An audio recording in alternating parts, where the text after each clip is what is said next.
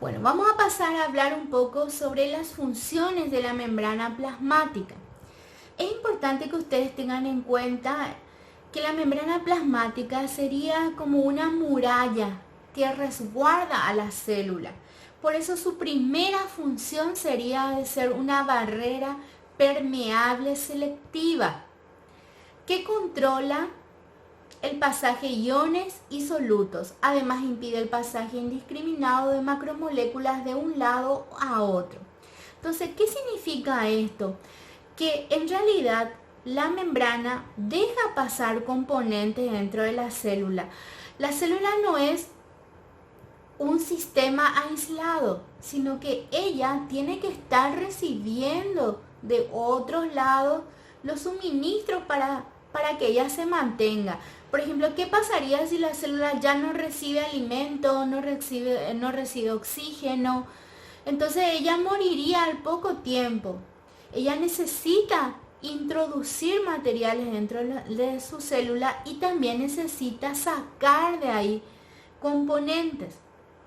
Por eso dice que es una barrera permeable. Deja pasar cosas que ingrese dentro de la célula o que salga dentro de la célula, fuera de la célula. Segundo punto, dice que provee soporte físico para la actividad de las enzimas que se asientan en ella. O sea, que si volvemos a pensar en la muralla sería el lugar donde nosotros podemos ensamblar a las proteínas. En este caso serían las enzimas que puedan hacer su actividad, porque si yo no tuviera un soporte físico, entonces ¿cómo la proteína se quedaría en la membrana, ¿verdad? Por eso me dice que provee ese soporte físico.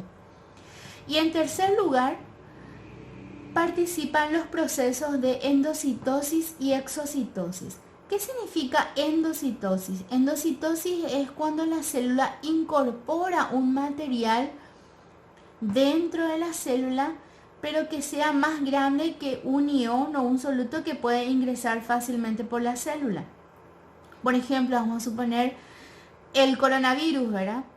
Ese virus ingresa a la célula por endocitosis. Y exocitosis es el proceso contrario. Cuando la célula saca una molécula que ya es, no es el tamaño de un ion o un soluto, sino un poco más grande, entonces ella saca de la célula algún material. Eso se llama exocitosis. Bueno, otra función es que participa en procesos de anclaje y conexión para establecer uniones entre células y las células con la matriz extracelular. Entonces, mediante esta membrana plasmática, las células se pueden conectar con el resto del tejido. Y una última función dice que posee receptores que interactúan específicamente con moléculas provenientes del exterior. Como ejemplo tenemos las neuronas o neurotransmisores. Un tipo de proteína son los receptores.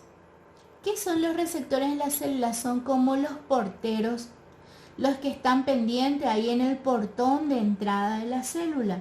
Entonces, él es el que está ahí recibiendo alguna señal del exterior y es el que deja pasar o no. Entonces, prácticamente el receptor es el que le dice, a ver tu carnet, a ver si puedes pasar o no dentro de la célula.